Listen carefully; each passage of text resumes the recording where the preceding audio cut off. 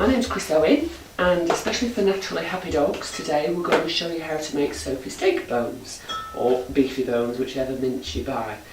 Before we start, I'm going to go through the ingredients and tell you what equipment you're going to need. So you're going to need a good mixing bowl, and in here I've got about 250 grams of beef mince that I've cooked in the stove with a little bit of water. And then all I've done is I've drained it and reserved the water. And then you've got leftovers, fabulous for pouring on dog dinners. No salt, no stock cube, just water. So about 250, that's about 1.5 cups. But if you've got a little bit more, that's fine, and I'll explain later. In here I've got wholemeal flour. If you haven't got wholemeal, you can use plain, but just don't use self-raising. Plain will just make softer, lighter biscuits. Wholemeal gives you more roughage and makes the biscuits firmer. So in there I've got 3 cups, that's about 400 grams. In here I've got some normal breakfast oats. There's a cup there, that's about 120 grams. And in here I've got 2 large eggs. The only other ingredient you're going to need is a little bit of extra flour for rolling out, because this can be quite a sticky recipe and you want to flour your board.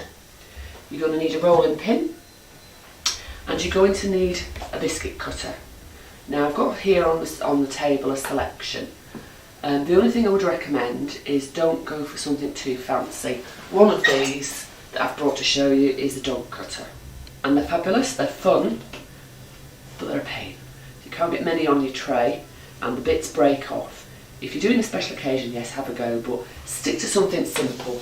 Bones are quite fun. Squares, round shapes, flowers, they all work perfectly fine, but just pick yourself something that's going to be easy to work with.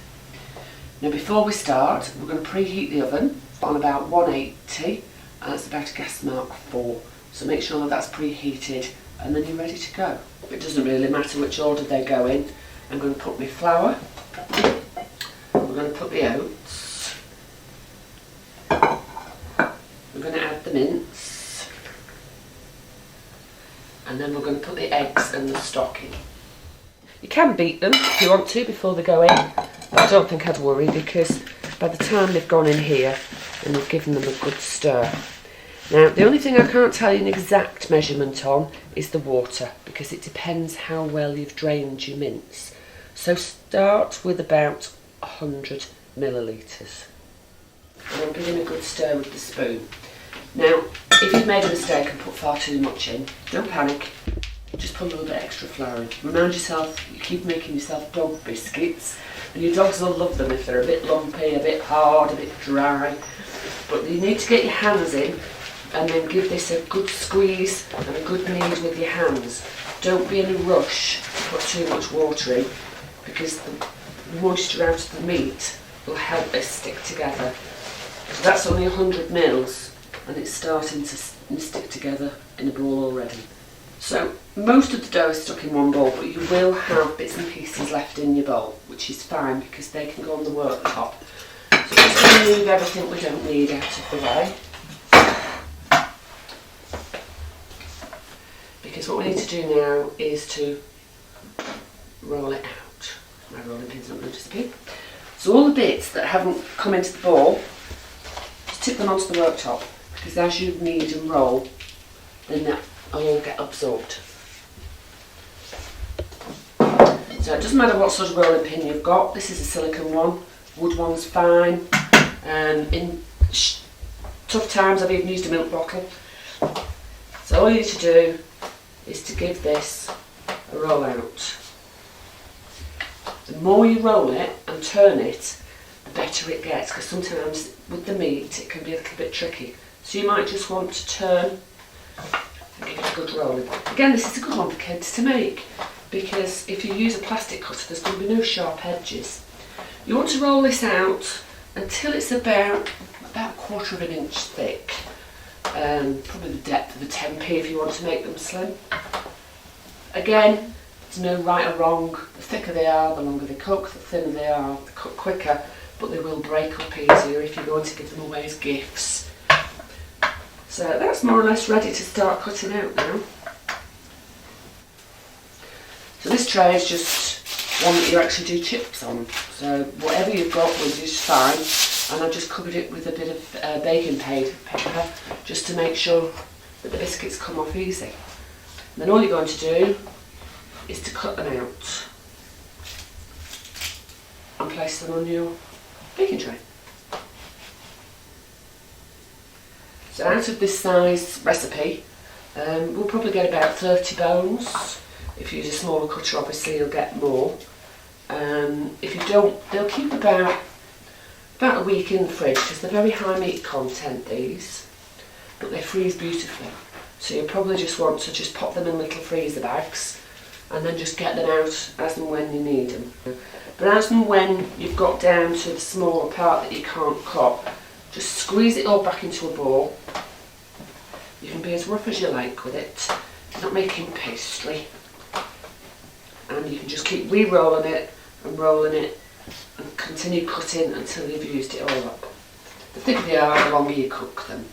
But these biscuits are very, very tasty.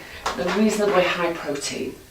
So I wouldn't go mad feeding them to the dog that's incapacitated or injured, because obviously you're going to be looking at keeping your protein levels down. But they are smashing for taking out dog training or out on walks. But because they're so appealing, if you need to distract your dog, if you've got one of these in your pocket, trust me, they do work. But it's very healthy. You've got no salt, no sugar, no preservatives, no E-numbers.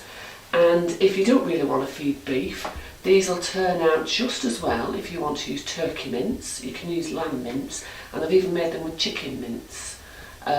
So whatever you've got, use. Just stay away from pork because it is quite high fat, quite hard to digest. But they're just a fun thing to do. And as I say, if you make, I mean, this will make 2 trays. But I'm just going to roll the 1 tray out to show you them, and I've got some in the oven that we've finished earlier. So I'll just get those out and show you. So the ones in the oven have had about half an hour, but because I wanted them to keep, I then turned the oven off and let it go cold with the biscuits in, so they're actually quite crunchy.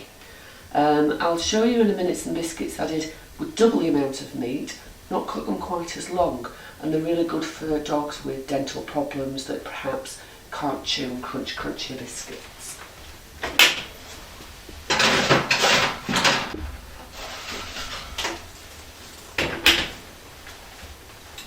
So these are our finished products. These I've made in a heart shape, and again, if you're going to give your friends a gift, these look lovely in a little bag with a little bit of ribbon in, named after my little dog Sophie, who was rescued from Ireland, and I sell these at the shows, and all the money raised goes to Greyhound Rescue. But people are really, really pleased to receive something handmade that you've taken the time to make for their dogs. So these have been made with double meat. These had about 500 grams of meat in, and they're really soft. So for a dog that you're trying to entice to eat because it's had dental work or it's got sore gums or hasn't got any teeth, these are smashing, but they don't keep very long. These ones, 250 grams of meat, and they've just got a little bit more bite. If you want them crunchier, give them 10 minutes longer in the oven. These will keep about a week to 10 days in the fridge. The longer you've cooked them, the drier the biscuit, the longer they'll keep. I've had some 2 to 3 weeks in the fridge and they've been fine. But make a good batch, pop them in the freezer, get them out when you need them, and it's just a nice little treat when you want to reward your dog with something that's healthy. So enjoy.